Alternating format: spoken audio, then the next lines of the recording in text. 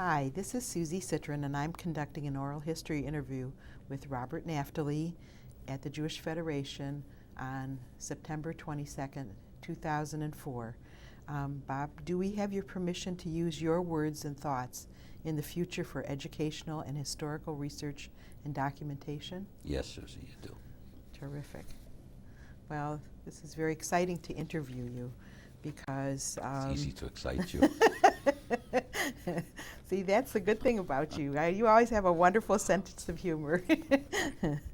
Just to begin with, why don't you start a little bit about your early childhood and, how you became a community leader from growing up on Dexter. And Well, first I have to mention Anita, because when I gave my acceptance speech, when I got the Butzel, I forgot to mention Anita, and I had to put an ad in the Jewish News. So I want to make sure that I don't have to run another ad in the Jewish News. So Anita, I love you, and everything I have I owe to you.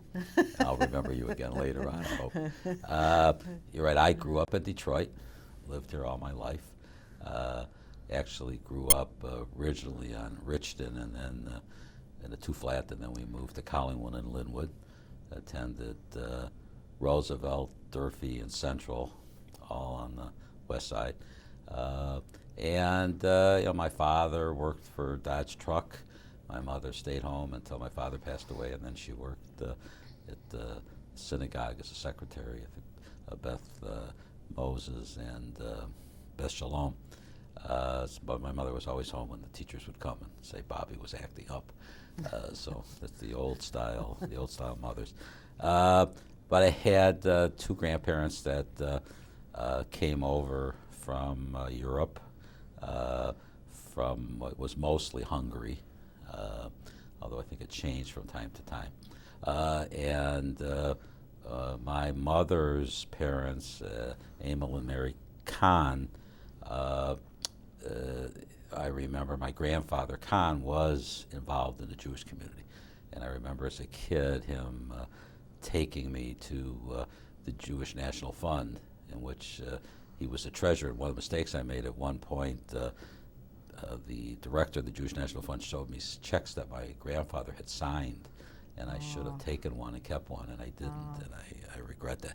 And my grandfather made a deal with my mother that I could go to public schools if I went to the Yeshiva afternoons in summer. So I went to the Yeshiva Beth Yehuda probably for 6 or 7 years.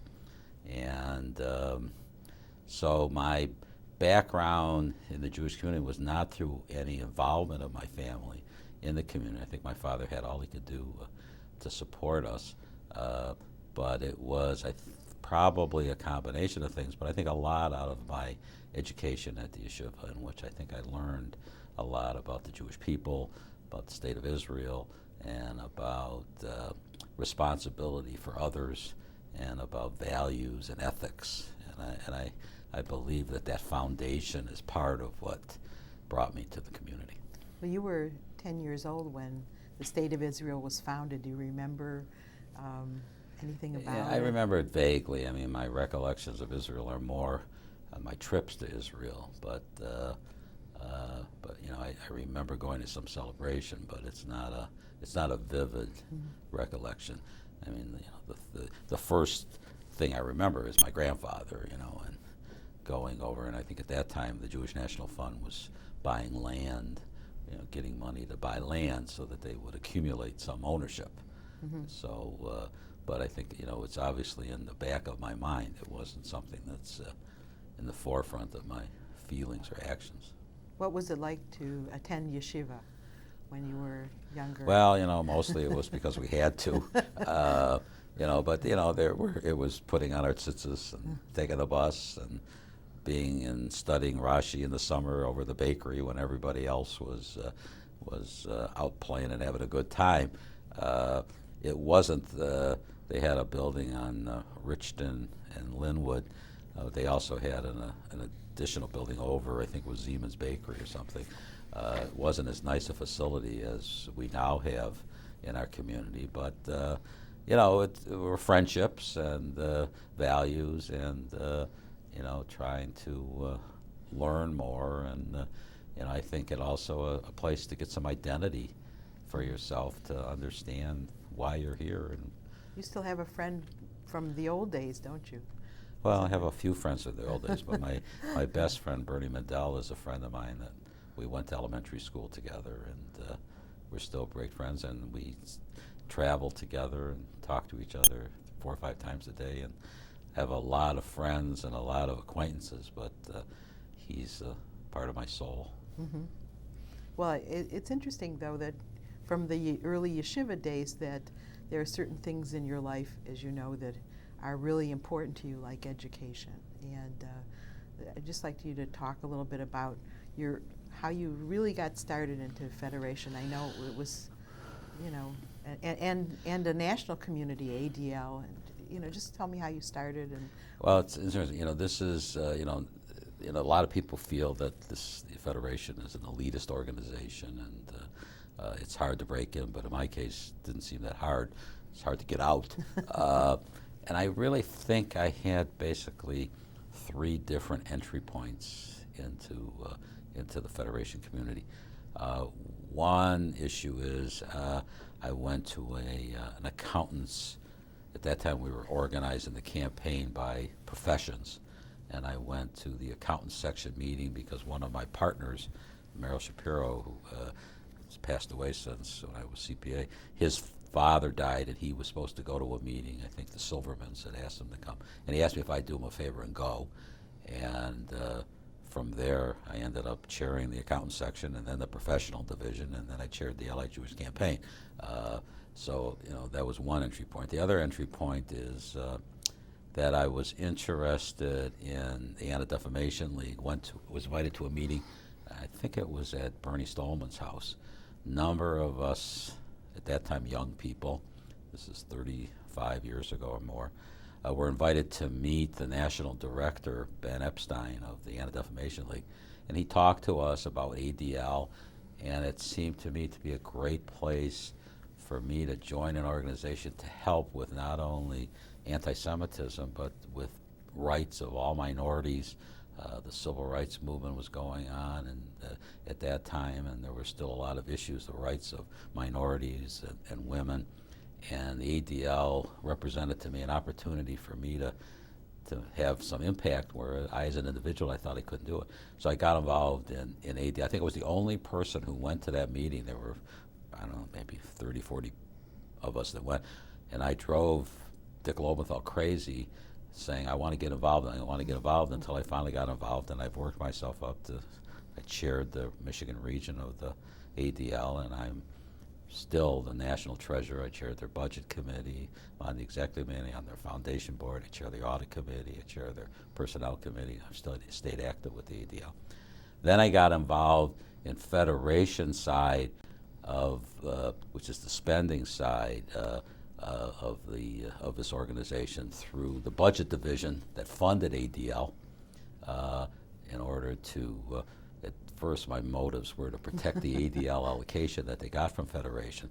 And Judge Gubo was the chair, and then Avron Cohen was the chair of that division. And I over time became the chairperson of that, and even went on to the National Council of Jewish Federations, which now has a different name, and they had a large city budgeting conference, and I was a member, and then I chaired that for more years than I was supposed to. They couldn't find anybody dumb enough to do it. Well, everybody would say at the national meetings, wasn't Abba Eben's speech great? And I would say, oh, I don't know, I missed that. I was looking at the budgets of American Jewish Congress. So, I had these different entry points, and because of the openness of this community, I was able to move up, starting at the beginning of the Federation, end up as its president. So this community's been great to me. But you did things on a national level, which is very exciting as well. So you had national level's nice and important, but but there's nothing like Detroit, and there's nothing like this community. I think at the time that I chaired the large city budgeting conference, almost all the national spots were chaired by Detroiters. I think at that time, Marty Citron chaired chaired the Council of Jewish Federations, and there was another piece of it that was shared with Detroiters. Max Fisher once said, "Oh, it's all Detroiters," and it shows you what a great community we have. But our leadership is not just in Detroit; it's across the country. Yeah. But Detroit's where we need to keep at it and stay with our efforts. Sure, absolutely. Well, I noticed that in '93 you had the Champion of Liberty Award from ADL as well. So they They'll obviously give anybody an award. No, I think that they thought very highly of you. And No, that was a nice thing. Well, it was the first. I remember, and people probably wonder, who's making who are they that make all the decisions, And when I first went to my first national ADL meeting, there never was a Detroiter who was on the ADL board that didn't come.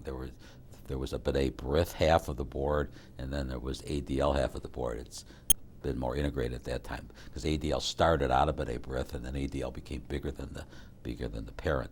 But at that time, no one from Detroit ever was appointed to the ADL board that didn't come out of B'nai B'rith. And I met some man there named Lee Schooler from Chicago, and he was talking to me, and he said, you can raise money and you can become a volunteer. I said, I don't know how to do that. And then one day he came up to me and he said, congratulations. And I said, what for? He said, you'll see. And he turned out he was on the nominating committee, and he nominated me to be on the National Commission of the Anti-Defamation League, and I thought I had gone to heaven, And then I found out there was an executive committee, and I said, well, geez, I got to get there, right, because they must be making the decisions. So then I became a member of the National Executive Committee, and I found, well, they don't seem to be making decisions, and I said, well, maybe I need to be a chairperson. Then I became chair of the Budget Committee for life, and if I wasn't there, then I said, well, maybe it's the officers. And then I became, and I found Abe Foxman, makes really all the decisions. Head honcho, huh? Yeah, he's really the honcho, but I still love ADL, and I still involved. I was just in New York Monday, and unfortunately, the need for ADL, which at one time we thought was easing, is getting tough again, and world jewelry is under attack, and the ADL is one of our defenses, so it's still an important part of my life. Mm-hmm. So it was nice of them to recognize me. But these, as you know, these honors are ways for organizations to raise money, and you're just a tool to help them. But if you believe in the cause, you ought to do it. You're a beloved tool, though. People love to be with you, Bob, because of your sense of humor, and also because you're a very down-to-earth person, and you are smart about things that you do. And sweet.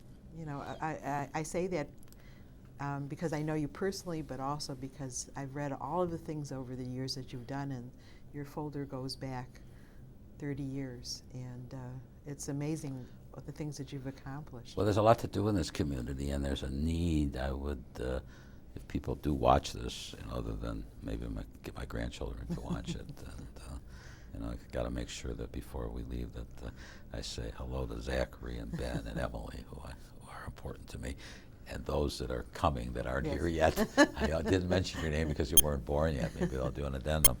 But I've been involved in a lot of different parts of this community and problems come and problems go. A lot of them keep going on, but I've been involved in the Jewish Community Council, which is outreach to the general community and tries to expand our role as a minority in this community and understand and deal with other people and other groups in this community and how we can get along and how we can help them. Been involved on the board of the Jewish Center, and been involved on the board and as the president of the Jewish Home and Aging Services, which was one of the issues we had to deal with before I became president and when I became president. Well, but I think especially as president of Jewish Home and Aging Services, and then as president of the Jewish Federation from 95 to 98, you really spearheaded a lot of very innovative, creative programs. You moved the Home for Aged from just a nursing home facility to a whole spectrum of activities for different types of seniors in our community. Yeah, you're right. David Page, who was the president who preceded me, gave me the job of dealing with the problem that we had of our homes for aged, that we had, I think, 2 homes, 400 people in them, one in Detroit and one in Southfield, Borman Hall, and was one that my Bubby had been in. And at the time she was there, it was more a place where people of my age would join together with their friends, and she had a job. I remember she told me she made a nickel an hour more than everybody else because she was such a good worker. And as the years went on, and as the community was getting older, the people that were in what were then the homes for aged really were nursing homes, and they were very sick, very medically needy, and it was the services were hospital-like, and the care that was needed was very, very difficult and very intensive and very expensive. And we were running these 2 nursing homes poorly as a community. We were cited by the state for lack of patient care, and it really was a shame on us. And for 400 people, we were spending a tremendous amount of money. And if we were spending a tremendous amount of money and giving them great care, there might have been some justification, but we were spending a lot of money, and we were giving, according to the state's reports, very poor care. And David Page sent me in there to try to come up with a solution. And we fired the board, which was not an easy thing. I remember, this is a lesson for people who are on boards, the board members had not even read the state report. They let the executives tell them what was in the report. And when I went to the meeting and asked them, did you read this? I mean, how could, these are our parents, these are our family members. How could you let this happen? One of them said, it's not my job to read it. And so we put together a board that had doctors on it, nurses on it, people in the healthcare business. And we came to the decision that we just could not run this ourselves well, and that we needed to outsource it and privatize it. And we found 2 businesses, one a large healthcare company, HCR, I think it was the 2nd biggest nursing home company in the country out of Toledo, and a local group, and Leo Eisenberg helped us with this, who bought one of the moved people into it. So we instead of paying the basic care, we decided to set up an organization called COJES, Committee on Jewish Elder Services. We took all of our agencies, brought them together. I think Mark Schlussel had come up with the idea, and I helped implement it under my term. But we took all the people delivering services to the seniors, and we said, what are we missing? What should we be doing? What are the priorities? And I think that it's safe to say that this community really stood up to the challenge, and we now serve thousands of seniors. We have daycare for Alzheimer's. We have transportation for seniors that we didn't have. We have a tremendous program on home help in which we supply people who live in their 80s, 90s, and even hundreds now in apartments and in their homes, people who help them stay in place so they don't have to go to a nursing home. And we have a fund now, the Rubin Fund for Trust for the Elderly. The Danto family added money, put their name on the nursing home. And all of this money has been put into service for the elderly. And the amount of services that we get and the people that we're touching is a tremendous amount over and above the 400 that we used to serve. And I'm real proud of my little part in that. And I think that that's been a great thing. There's more to do. We're all getting older. And we're going to need more services. But I think we have a great focus, and I really think we're a model for the country. So that was one stool of my presidency. Yeah. The second stool, of course, was Israel and overseas, which has continued, and Israel continues to need our help. And then the third stool that I'm also proud of, that I spent a lot of time with Harleen Appleman and with Linda Giles, we set up Alliance for Jewish Education. And the goal there was to take education And everybody talked about what a priority it was, but to take education and to organize a group of people who would be advocates for education and to put together a roadmap for the future. And it started at a General Assembly that I went to with Harleen and Judah, and we interviewed people from all over the country as to what was going on in education, what were other communities doing, what were the best practices. And amongst the things that we came up with Synagogue 2000 that we brought into this community to help the synagogues and temples. Your temple was part of that. How do they face the future? How do they organize themselves and grow so that they provide the services that their members, how do they make the services more interesting? And we had hundreds of people around this committee working on that. We came up with the Alliance, which was kind of copied on the COJES model a little bit, in which we brought the Agency for Jewish Education into the Federation so that we would act as a priority in our community. We set up a program for scholarships for synagogues. We added $500,000 to it, which brought the temples and the synagogues closer to us because they have financial issues too of affordability. We don't want a Jewish kid not to get an education because his parents don't have the means, or and by helping affordability, we did that. Milt Schiffman was on our committee, and he came up with the idea of the Schiffman grant for scholarships for the day schools, and affordability is a big issue there. I mean, we can't depend on grandparents to take care of educating our children, and it's become very expensive to be part of our Jewish community, and affordability is an issue. We set up the Hermelin Davison Committee to start with preschool children to educate our teachers better and make sure that there's nothing like a good teacher to make a school better. And we put now all our preschool teachers at the synagogue schools through a program together with Bill Davison through the Jewish Theological Seminary. I think it's now headed by Doreen Hermelin, chairs the committee, and we're now training the teachers in the grades above kindergarten. We've taken them to Israel, worked on their curriculum. We've had, I think, tremendous feedback, positive feedback from the teachers as to that they now have better skills and are able to help educate the children better. In addition to that, we have a whole roadmap. There's a lot more to be done. We set up through this committee, working with educators and experts in education, things that also can be approved that we don't have the money for yet. So there's still a lot more work to be done in curriculum development and how to use technology. We set up a technology network in the synagogues, giving them the capabilities. It was also funded by the Federation. So I think we've done a lot of things on education, but not as much as we need to do.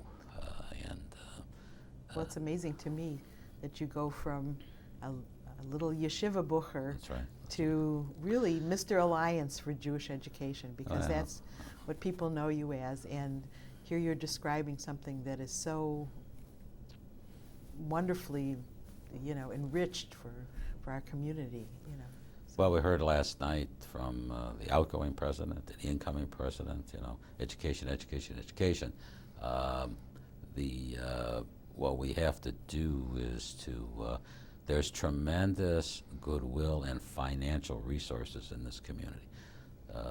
And the goal of the Federation and the job of the Federation and its leadership is to match up that goodwill and these good ideas. I think we've laid out a roadmap of things that need to be done. Synagogues have tremendous pressure on the educational systems, and synagogues are not money makers.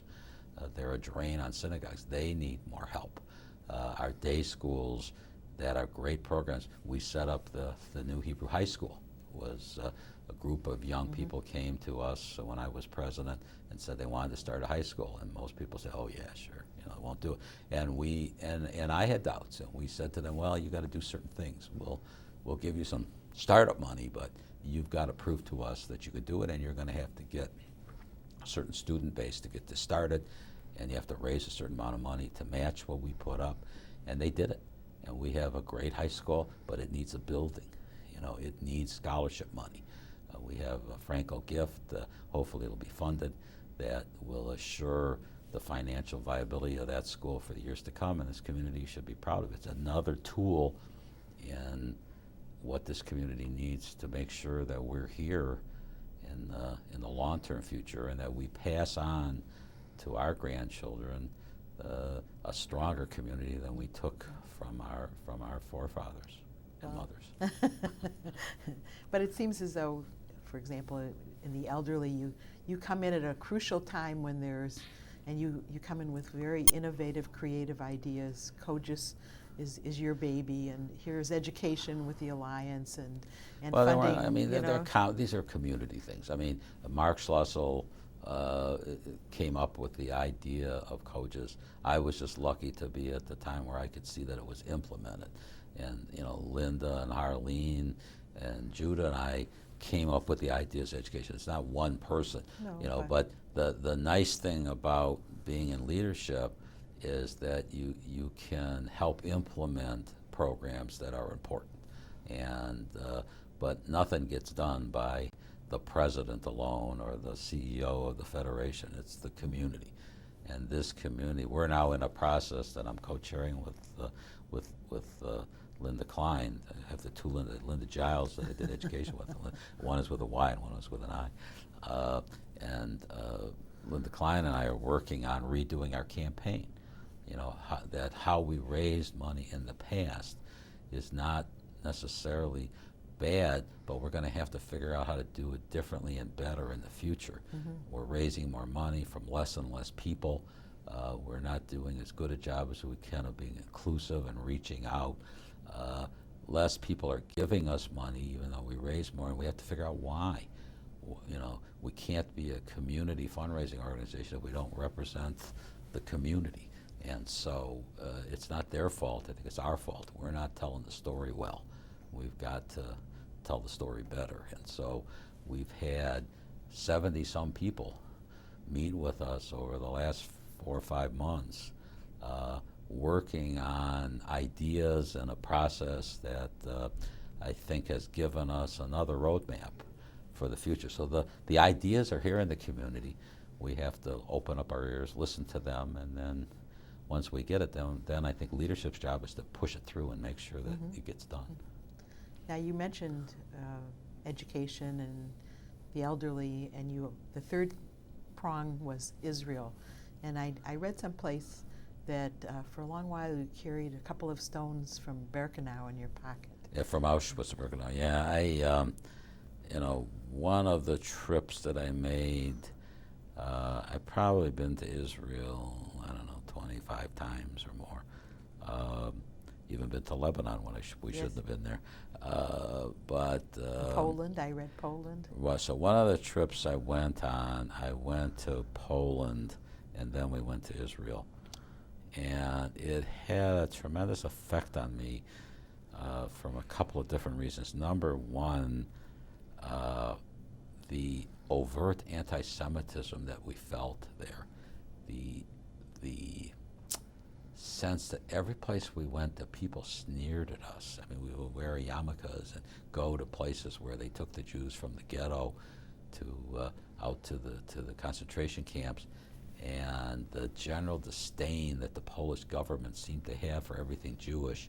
There was a Jewish museum with a few counters downstairs, and David Mondry, who spoke Yiddish, who was with us, the guides that we had at that time, this was before things opened up a little, and they let the Jews in because they wanted the hard currency.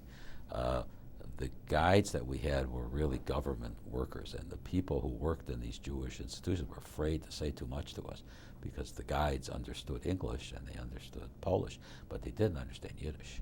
And so David Mondry was able to talk to them in Yiddish, and they took us behind the counters displays that they set up, and showed us how everything was just a disaster and a mess. They really didn't care. Books, Jewish books, prayer books, all thrown in piles and messes in attics and in piles.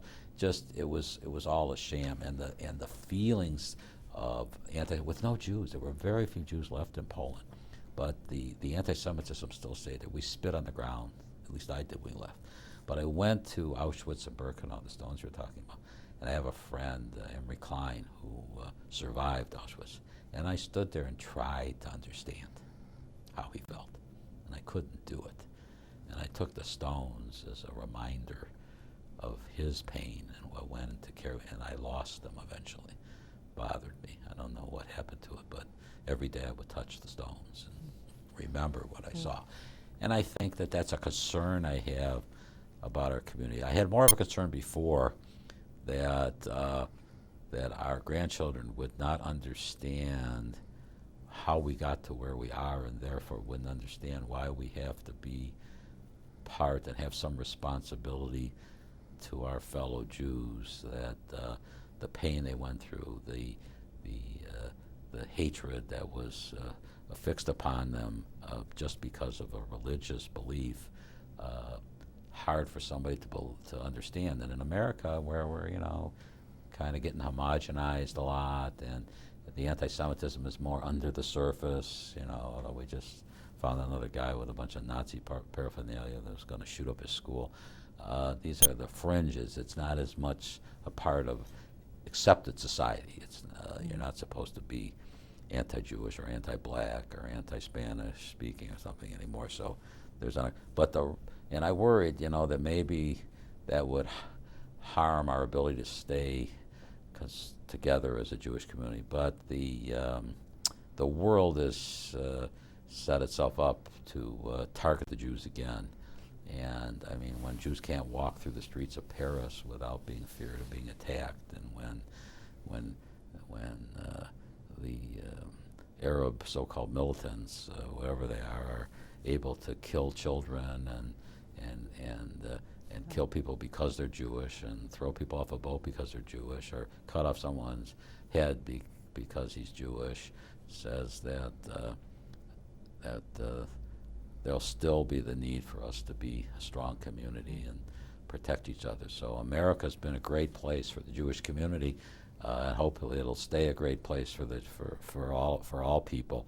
But it's not quite the same in the rest of the world, and we still have to be vigilant and aware. And Israel, was missiled by Iraq. Scuds came in, and every week or so there's another suicide bomber blowing up innocent people who, as Peter Alter mentioned, people who came from different places to find freedom. This hatred, all in the name of God, continues. And so our concern for our fellow Jews has to be one of our responsibilities. If not us, who? Yeah. So. And when was your first trip to Israel? I don't remember the exact date, but it was probably 25 years ago. How many times have you been there since then? I don't know. I was trying to remember. 25 or 30 times, probably a lot. One year, I think I went 4 or 5 times when there was trouble, and I was active in the campaign and stuff. It's tremendous progress over there. I mean, it's amazing what they've done.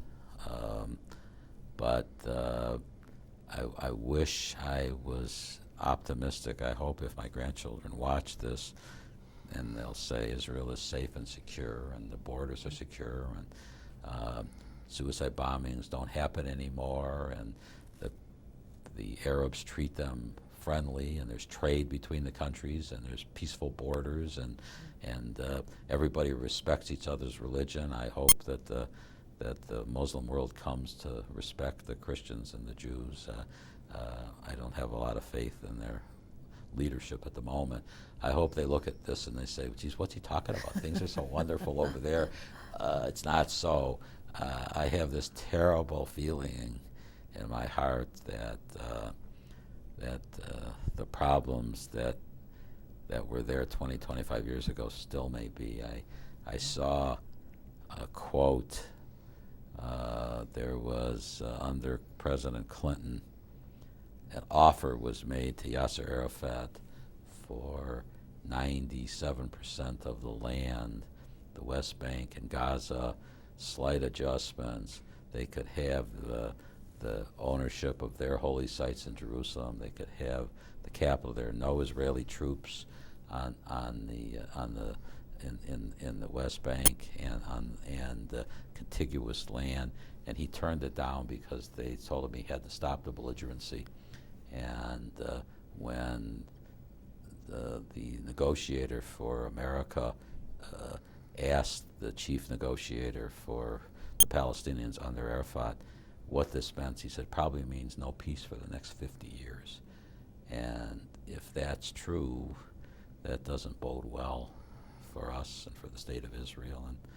And I hope America stays behind Israel, and I hope they're still strong and well. But that there is no crisis. Be a lot better for everybody, but it doesn't seem to work that way. Well, talking about Israel, in reviewing some of the things that you've done, your presidency was just so rich with things for our community, and 100th anniversary of our Jewish community, big celebration and everything, and yet you face things like rabbins being murdered in Israel. So it must have been hard at certain points during your presidency. Well, there were the temple was destroyed by the fighting between the Jewish people, not by the outsiders.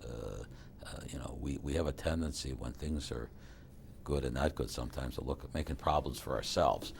And there was in addition to the challenge to Israel and its leadership and the problems that happened, there was anguish between the Orthodox community and the rest of our community. And we did have a meeting here of the leadership of the rabbinate of the different parts of our community, and the good news is that we could have a meeting and we could talk to each other.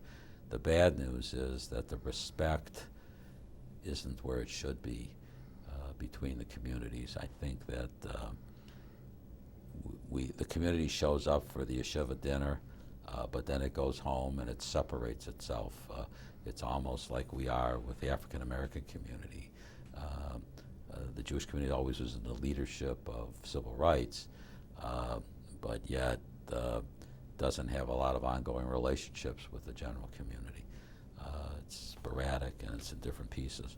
And I think there's still a lot of work to be done in tolerance inside our own community, and respect for your views, whether you believe or you don't believe, or how much you believe.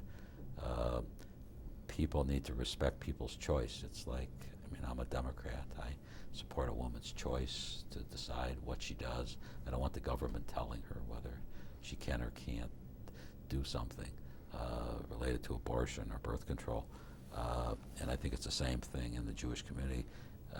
We need to respect the different parts of the community, and we need to act it out. And a lot of it needs to come from the leadership and the rabbinate.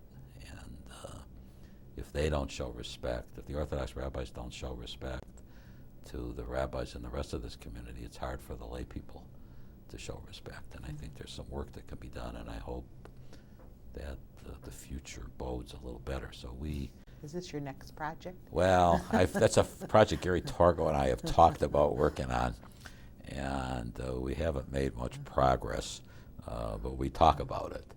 And it's maybe even too big for me. I don't know. Right now my project is this campaign overhaul. We're working on that. Well, you do have a tremendous talent for taking a situation and bringing people together who wouldn't otherwise sit at the same table and discussing new ideas and new and our community's really been changed by your leadership.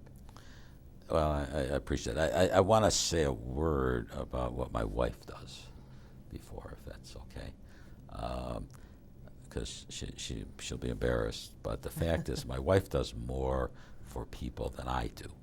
And she's done and affected more lives. And if you have a couple minutes, I'd just like you can. Anita is the love of my life, and a special woman, as you know, because you work with her on special ed. But she's a special ed teacher who came up with the idea, starting at Chartzetic, of how can a child who in public school is having trouble learning English go to school afterwards and then learn a second language and prepare themselves for a bar mitzvah when they're struggling to learn how to say the words in English. And now they have to learn the backward language, which they see differently and are able to understand things differently maybe than other people. And so she put this program in place and then took this program to the general community, and presently has set up an organization in which she hires, trains, oversees, and places in all of our synagogues and temples and our day schools special educators that are able to give, I think it's over 700 children a year, and these are different children going through the system. So thousands and thousands of children in our community have been allowed the dignity and the opportunity of performing their bar mitzvahs or their bat mitzvahs or their education, that instead of a bad experience, it has an opportunity to be a better experience. And the example that sticks in my mind was we were invited to the graduation at Shaare Zedek of the Hebrew High School at Shaare Zedek by one of her former students. And, it wasn't one of the things I wanted to do, but, this is what you do. So we went, and every kid got to speak a little bit about the thing that affected their life more. And they all had gone to Israel on a trip. And so out of, 12, 15 kids, most of them talked about the wall. They went to the wall, the experience of the wall, the emotional part of that. One of them lost a parent and talked about a teacher and the effect they had on their life. But this kid who was near the end got up and he said, I am so-and-so, and I have learning disabilities.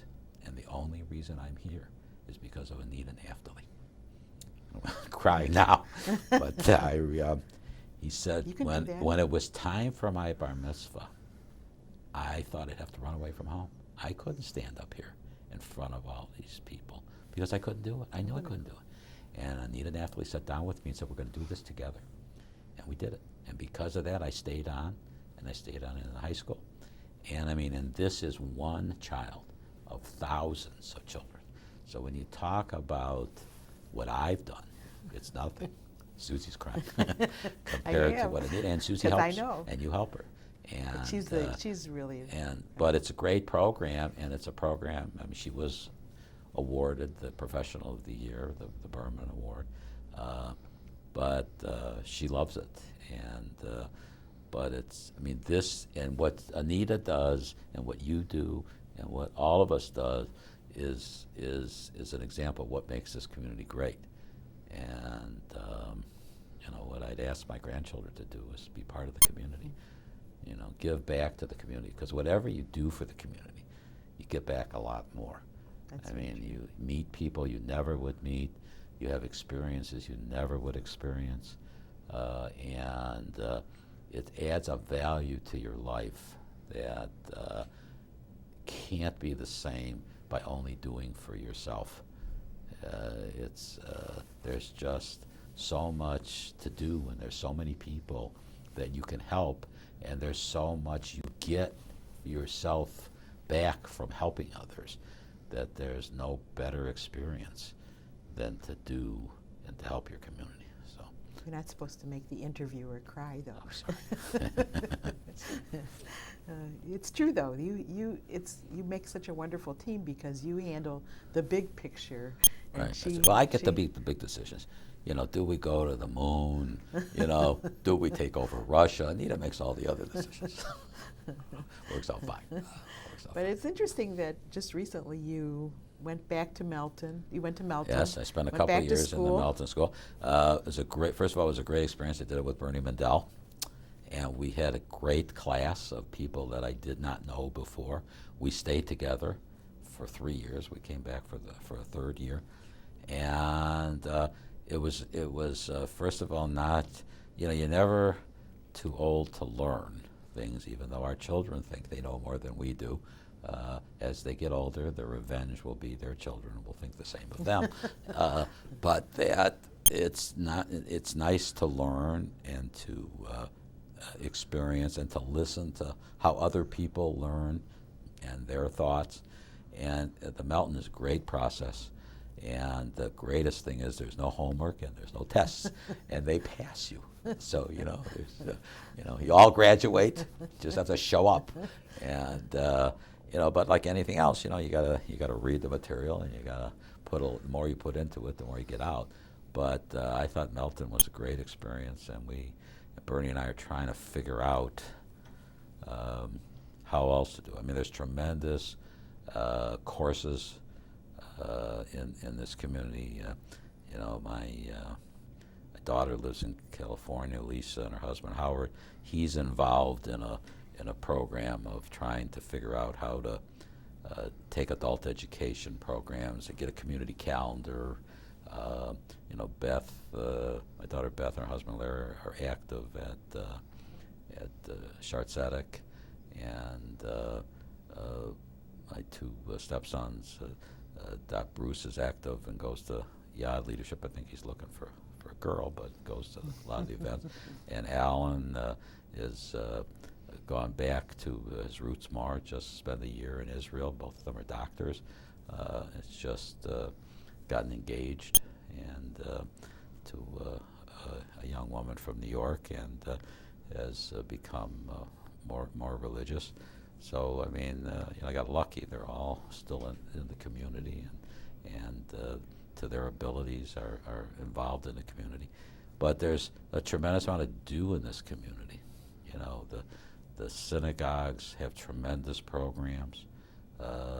There's educational programs. I was supposed to, Monday night Bernie wanted me to go to, Rabbi Wein had a program in Saudi Arabia that they couldn't go, but there's no end to what you can learn and get involved in and add to your value of your life that this community makes available to you, all at a reasonable price. Just join up and come on in and be part of us. Well, when you were president of Federation, you celebrated the 100th anniversary, as we mentioned. If you had a crystal ball, what would you see in the next 100 years? Is it possible? Well, I'm an old accountant, so I'm a pragmatic, practical person to a great degree, and don't see myself as a great dreamer. Even though some of the stuff I had, some people thought was a big dream. I mean, there's part of me that's concerned. Will we assimilate out of existence? Will we have less and less people involved, and then therefore things will not be much more improved. But I think the optimist in me says that that's probably what the people who preceded us thought. If you look back on the wall, that, my God, this new leadership, that back when I started looking at us, and they'll never be able to take care of this community.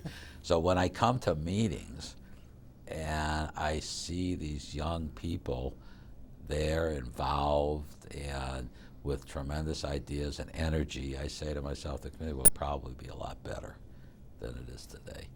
And what it'll be, I mean, who would believe the technology that we have today? Who would believe all the things that everybody's sitting with their BlackBerries and they're sending emails to their friends all over the world? I mean, I'm struggling with how to answer the phone, but, I got grandchildren who are saying, this is how you do the computer. You move the mouse, they're 3 years old. So my guess is it'll be a lot better community than it is today.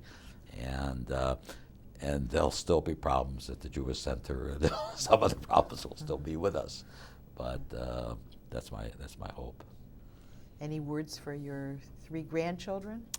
Well, I love them all. Crazy about them. I wish California was closer. Lived here. The boys are doing fine. And, I always see your face light up when you talk about Zachary and Ben. Zachary and Ben and Emily. That's the only regret I have is that Emily's in California. Yeah. It's not as much fun. We get to spend more time with the others. But I want them to be happy and to be strong and to be Jewish and to remember their grandpa. Well, thank you very much. This is a wonderful interview. I've really enjoyed interviewing you. Thank you. It's a pleasure to do it. I appreciate you taking the time. I hope we'll get together again. who knows, in another 10 years, and you'll tell us about more of your adventures in the Jewish Yeah, community. make a day. Maybe we should make it like 20 years, and then it'll be a guarantee that we'll be back. Love you, Anita. Okay.